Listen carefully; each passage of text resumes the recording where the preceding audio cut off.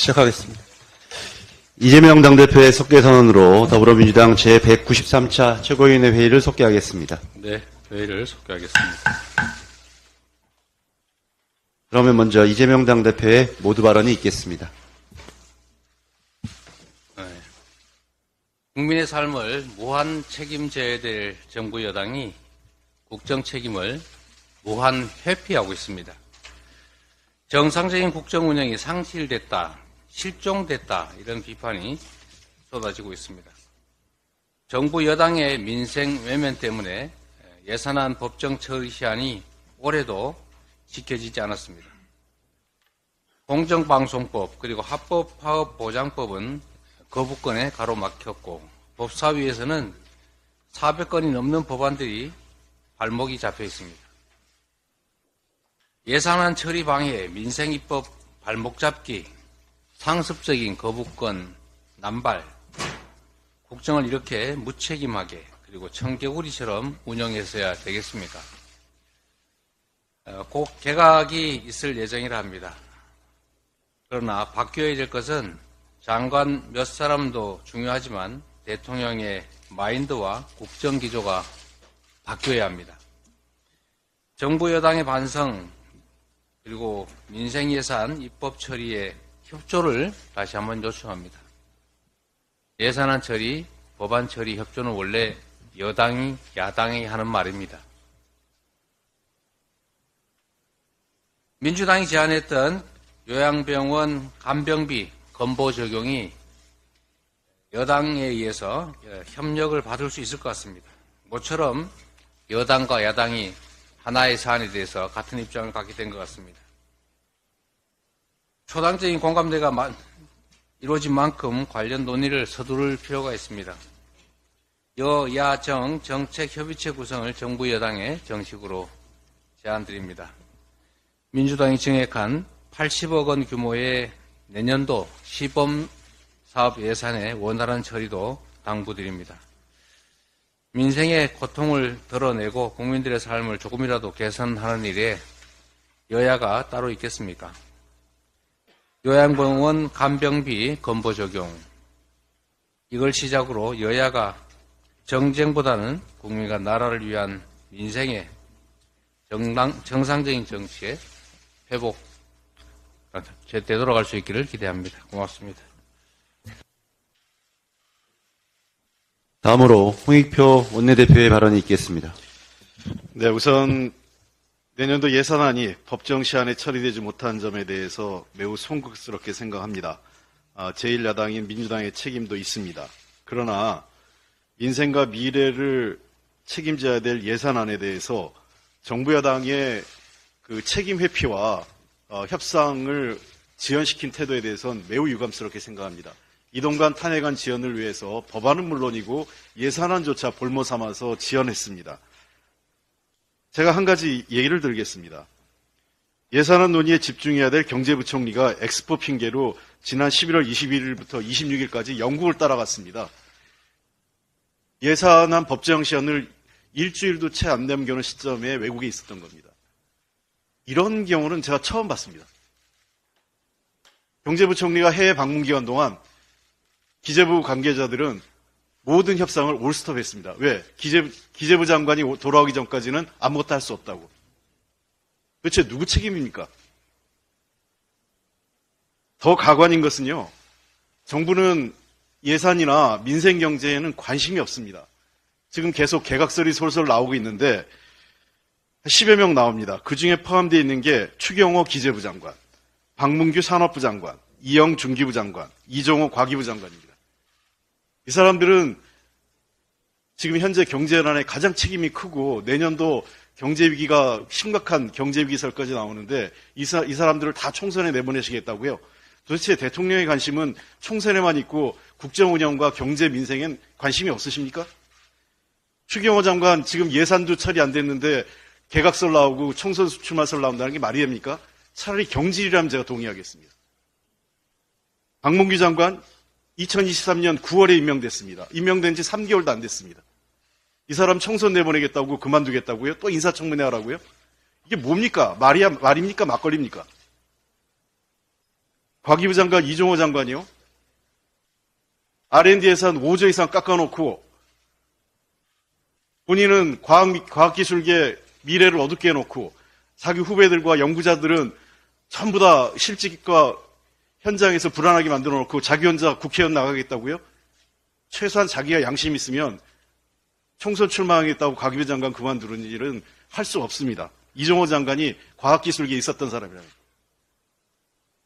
어디 이런 인사들을 하고 있습니까?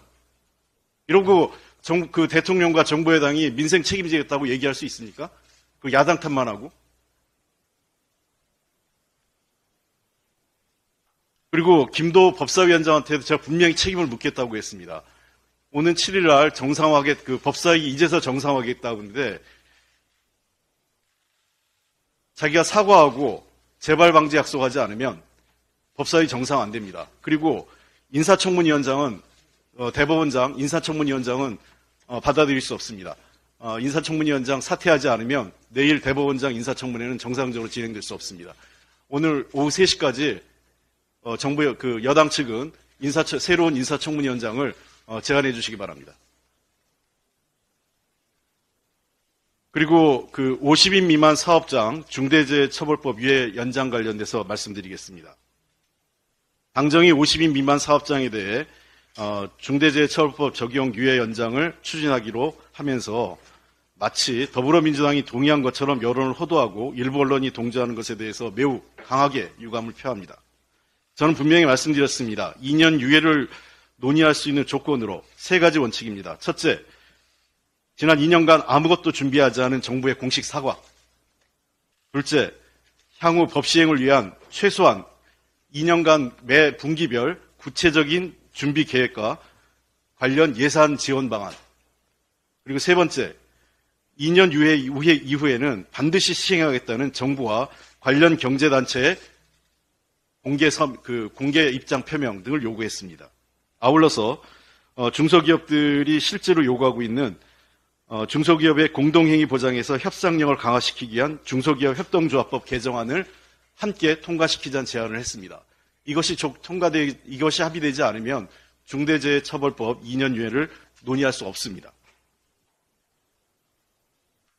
다시 한번 말씀드리겠습니다. 일하러 집을 나갔다가 사망사고로 돌아오지 못하는 노동자가 매일 7명에 달하는 현실에서 정부와 여당이 최소한의 사과나 구체적인 실천 계획이 없이 구렁이 담 넘어가듯이 또다시 이 법을 유예한다는 것은 도저히 받을 수 없습니다. 점점 정부 여당이 단 한 번도 저에게 와서 설명하거나 만남을 제안한 사람도 없습니다. 중대재해처벌법 유예에 관련된 논의의 시간이 점점 끝나가고 있고 제 대화의 문도 닫혀가고 있다는 것을 정부 여당이 분명히 알아줬으면 좋겠습니다. 마냥 기다리지 않습니다. 그리고 일부 언론의 보도에 대해서도 매우 유감스럽습니다. 특히 일부 사설에 경제계를 위해서 유예해야 된다. 야당이 협조해야 된다만 얘기하는데요. 정말 전 유감스럽습니다. 더불어민주당 그리고 이 추구하는 사회 그리고 제가 추구하는 사회는 돈보다 사람이 중심되는 사회입니다. 일부 논설위원들의 사설에 매우 유감스럽습니다. 그 사설에는 어느 하나 노동자의 삶과 그분들의 안전한 노동환경에 대해서 언급조차 없습니다. 그저 경제계의 현실을 위해서 유예해야 한다는 얘기만 합니다. 돈보다 사람보다 돈이 우선입니까? 최소한 논설위원들께서는 국제사회에서 ESG 경영조차 논의되는 사실도 좀 인지했으면 좋겠습니다. 다시 한번 정부 여당에게 분명히 말씀드립니다. 협상의 시간이 많지 않습니다. 성의 있는 태도 변화와 구체적인 안을 갖고 와주기 부탁드립니다.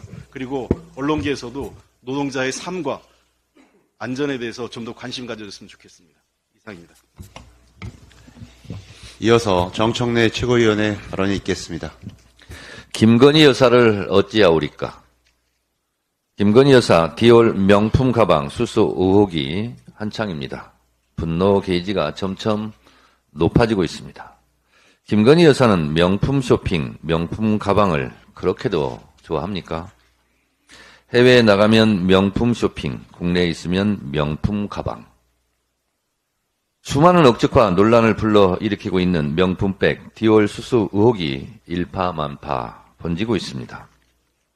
대통령실 보관창고에 보관 중이라는데 즉시 돌려줬으면 될 일 아니었습니까?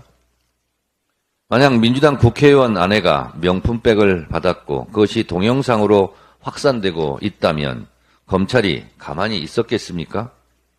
당장 압수수색하고 한 점 의혹 없이 수사하겠다고 엄포를 놓지 않았겠습니까?